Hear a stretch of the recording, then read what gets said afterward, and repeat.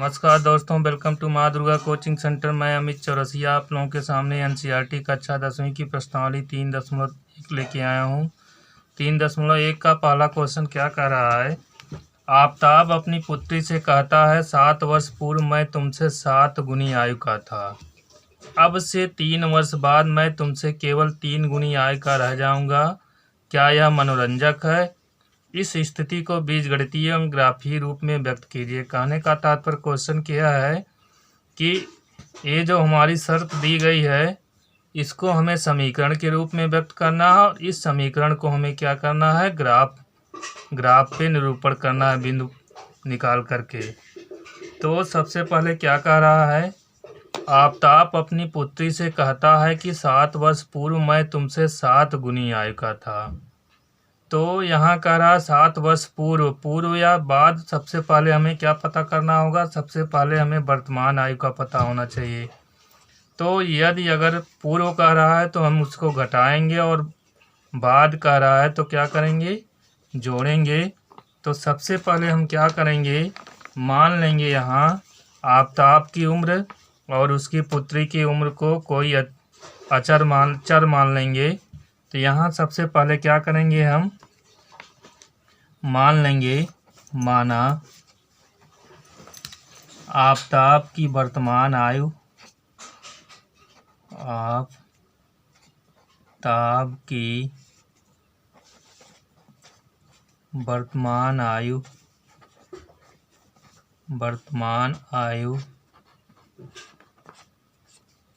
x वर्ष तथा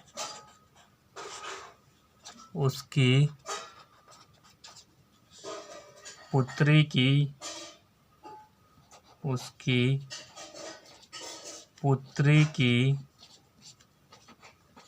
वर्तमान आयु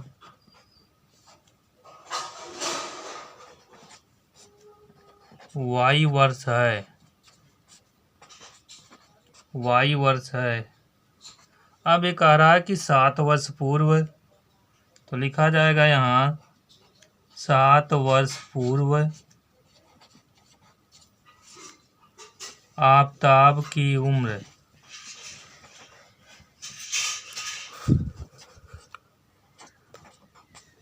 पूर्व का मतलब ये होता है घटाना। तो यदि आज हम जो है 10 वर्ष के हैं तो 7 वर्ष पूर्व कितने हैं, घटाना, अर्थात हो जाएगा x-7 वर्ष तथा 7 वर्ष पूर्व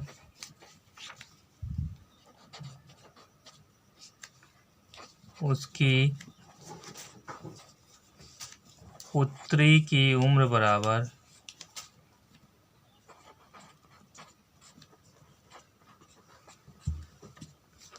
y-7 वर्ष।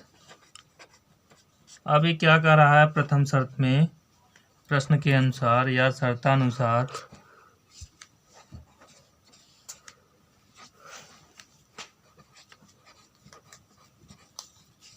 कह रहा है कि 7 वर्ष पूर्व में जो है किससे पूर्व मैं तुमसे 7 गुनी आयु का था। अर्थात जो हमारी आफताब की जो उम्र है, पुत्री की उम्र की कितनी गुनी थी, 7 गुनी थी। अब इसको हम सरल कर लेंगे। सरल करने के बाद मिल जाएगा हमें x-7 = 7 y-7 = 49। अर्थात हमें मिल जाएगा x, अच्छा चर को एक तरफ लेते आएंगे, 7y-49 + 7, अर्थात ये हो जाएगा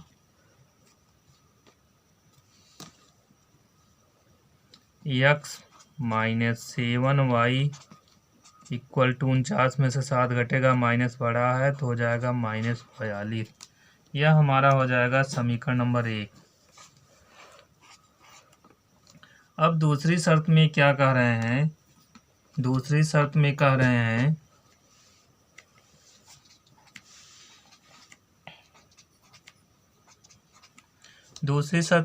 हैं कि अब से 3 वर्ष बाद, तो बाद की स्थिति है तो यहाँ लिखेंगे 3 वर्ष बाद आफताब की उम्र, 3 वर्ष बाद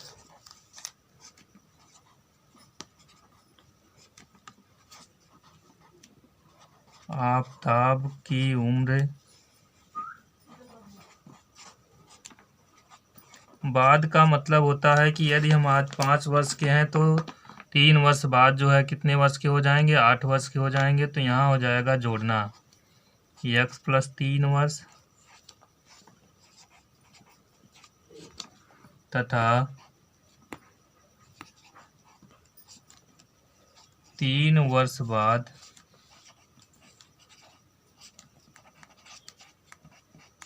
पुत्री की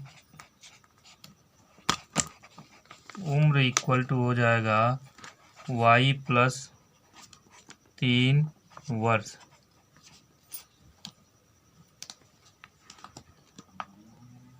द्वितीय शर्त के अनुसार क्या कह रहा है कि 3 वर्ष बाद जो है मैं तुमसे कितनी गुनी का हो जाऊंगा, 3 गुनी, गुना का मतलब गुणा। तो द्वितीय शर्त के अनुसार हो जाएगा, द्वितीय शर्त के अनुसार या प्रश्न के अनुसार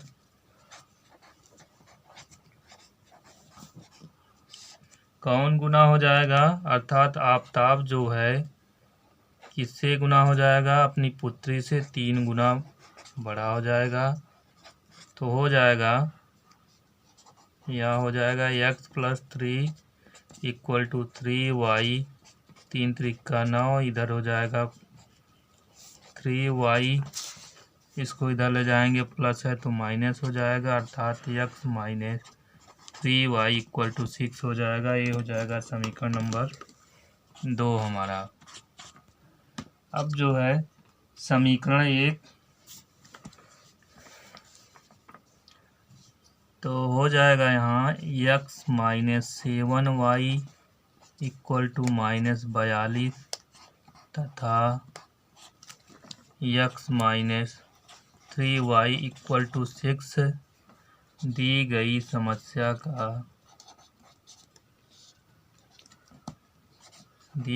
समस्या का बीजगणितीय रूप है।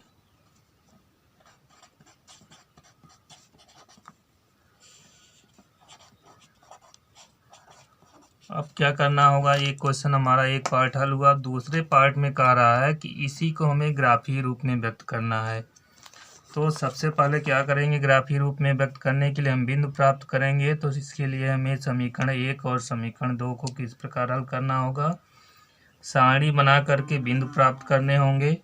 अब वो जो बिंदु हमें प्राप्त होंगे उसी को हमें ग्राफ पर अंकित करना होगा। तो सबसे पहले देखेंगे यहाँ समीकरण 1 से, समीकरण 1 से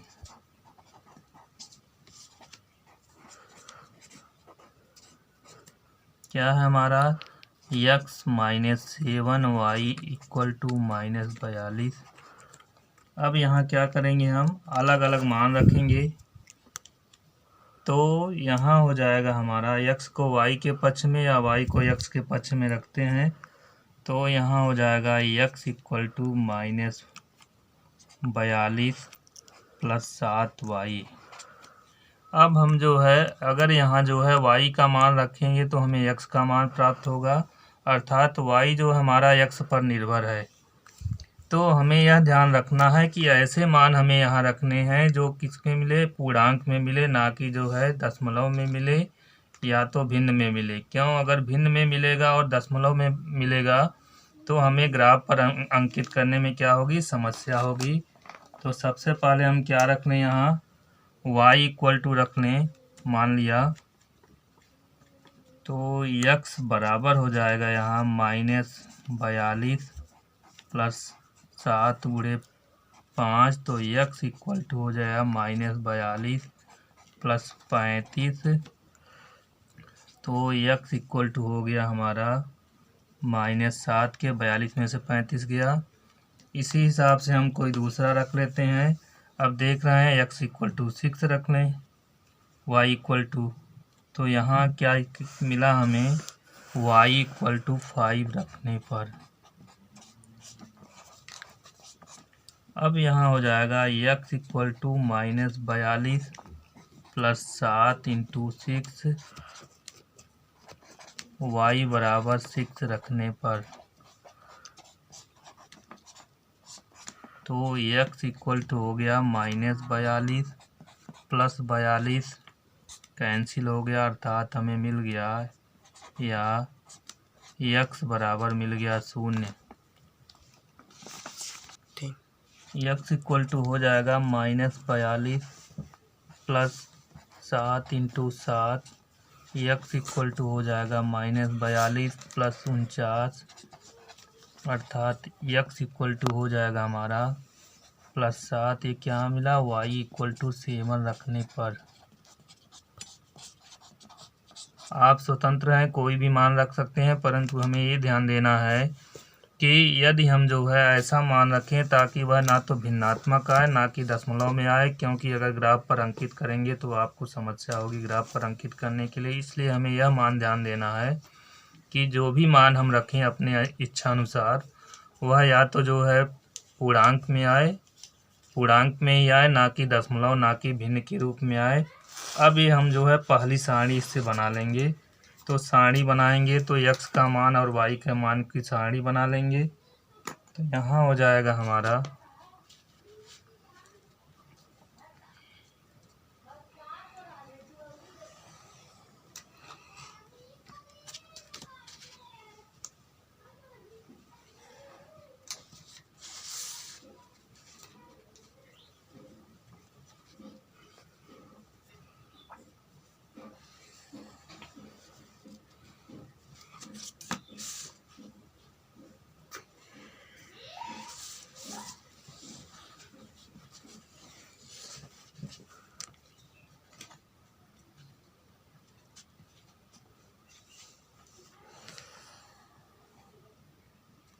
तीन मान, चार मान, जितने भी मान हम रख सकते हैं।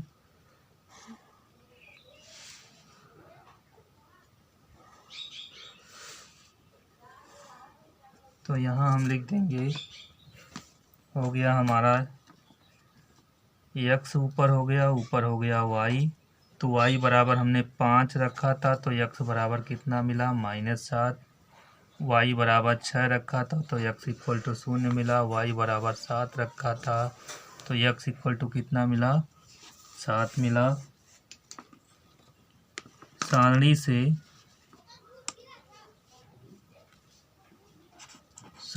से हमें a -7 5 0 6 और 7 बिंदु प्राप्त होते हैं।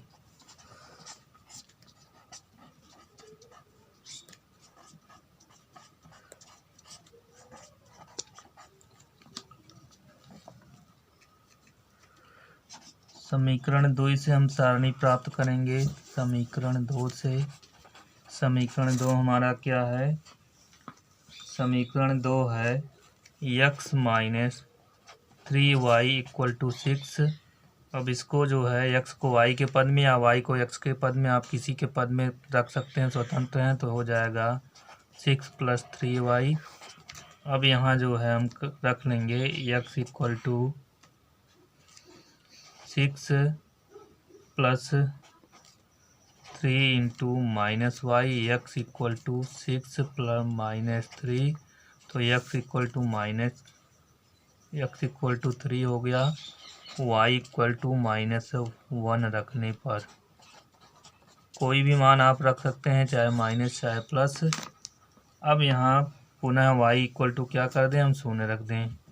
तो यहाँ हो जाएगा x equal to 6 + 3 into 0, y equal to 0 रखने पर, 0 रखने पर तो x इक्वल टू हो गया 6 तथा x इक्वल टू हो जाएगा यहाँ 6 - 3 इंटू 0 या 3 इंटू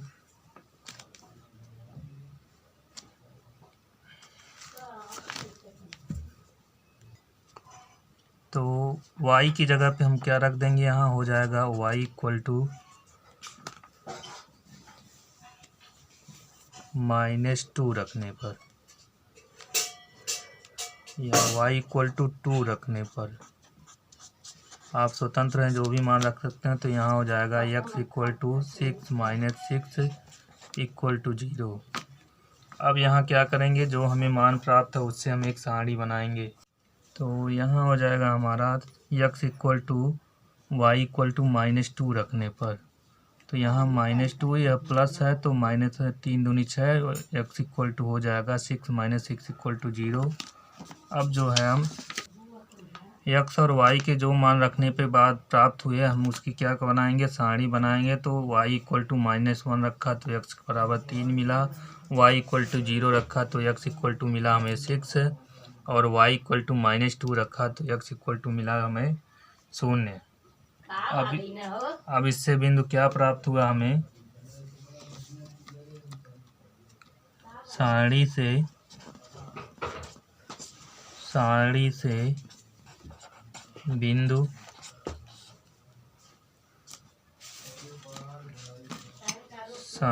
बिंदु P3 - 1 Q60 तथा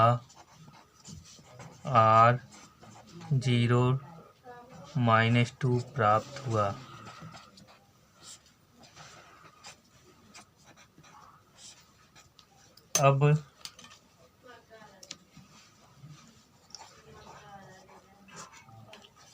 अब बिंदु A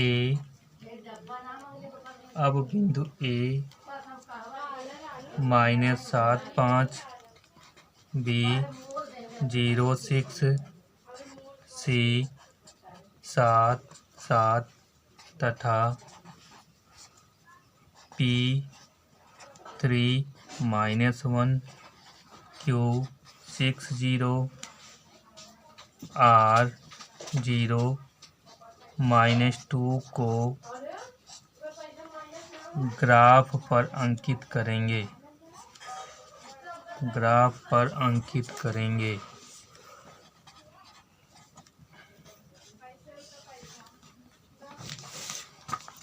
अब A -7 B 06 C 77 तथा P3 - 1 Q60 R0 -2 को ग्राफ पर अंकित करेंगे।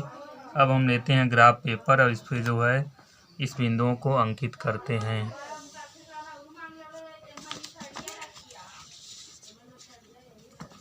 तो ग्राफ पेपर पर अंकित करने के लिए सबसे पहले हम क्या करेंगे, कोई दो x हो x डैश एंड y हो y डैश मान लेंगे हम। तो यहाँ हो जाएगा हमारा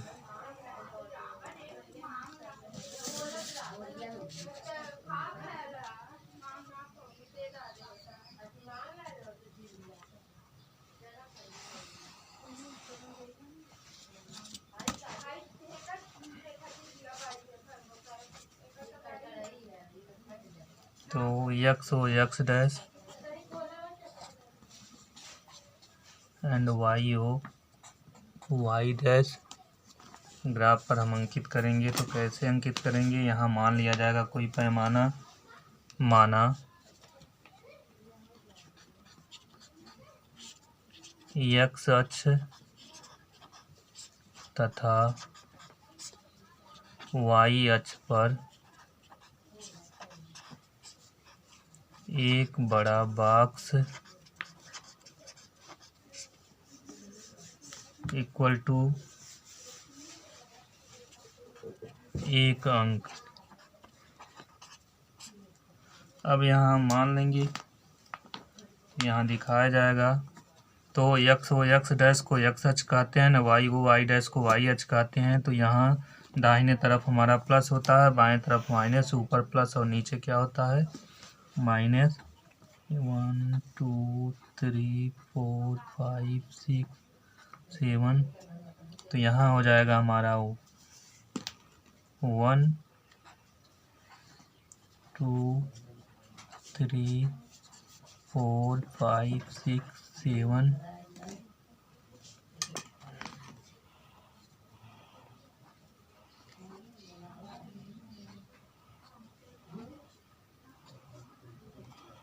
-1 -2 -3 -4 -5 -6 -7 1 2 3 4 5 6 ये हो जाएगा 1 2 3 4 5 6। अब यहाँ हो जाएगा हमारा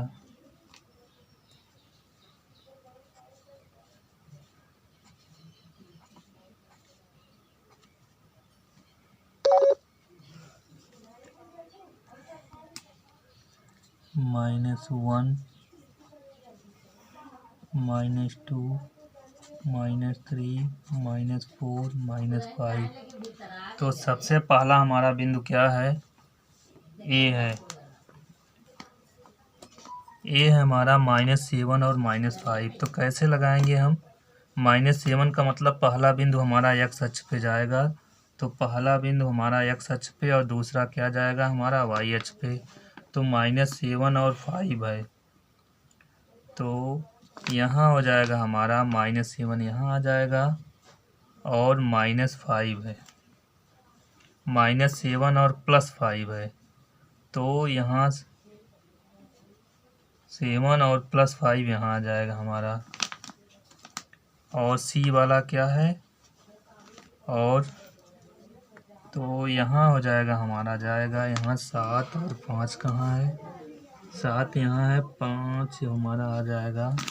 स्केल से देख लेते हैं 1 2 3 4 5।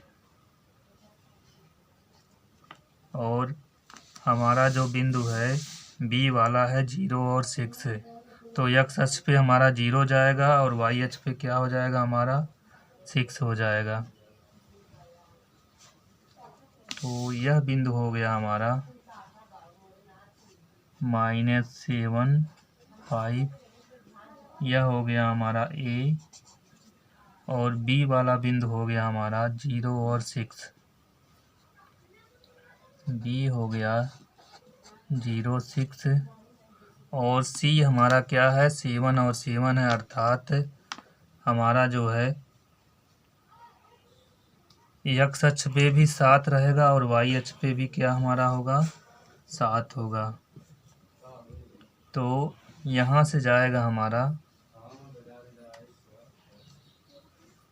7 यहाँ है और y अक्ष पे भी हमारा 7 ही हो जाएगा। तो यहाँ एक बॉक्स और बढ़ा लेते हैं, तो यहाँ आ जाएगा हमारा स्केल से अगर देखें तो यहाँ हो जाएगा और यहाँ अर्थात ये सी बिंदु हो जाएगा।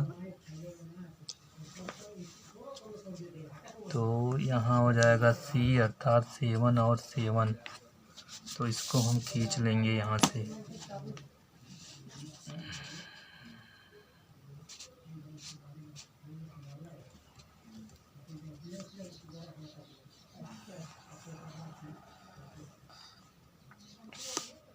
ये हमारा एक बिंदु हो गया। दूसरा बिंदु कैसे करेंगे?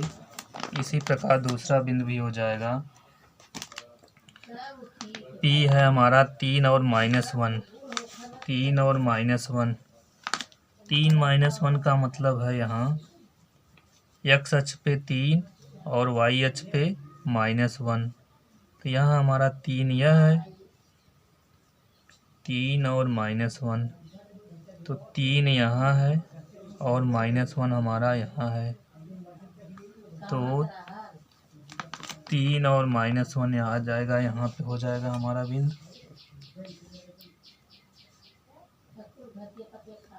तो यहाँ हो जाएगा हमारा P, यह हो जाएगा 3 और -1। Q हमारा क्या है? 6 और 0, अर्थात x अक्ष पे हमारा जो है 6 हो जाएगा तो यहाँ क्यू हो जाएगा हमारा 6 और 0, आर या क्या हमारा 0 और -2, अर्थात x अक्ष पर 0 होगा, y अक्ष पर क्या हो जाएगा -2 हो जाएगा। तो यहाँ हो जाएगा 0 और -2, यह हो गया हमारा r, 0 और -2। तो अब यहाँ से हम क्या करेंगे, इसको मिला लेंगे।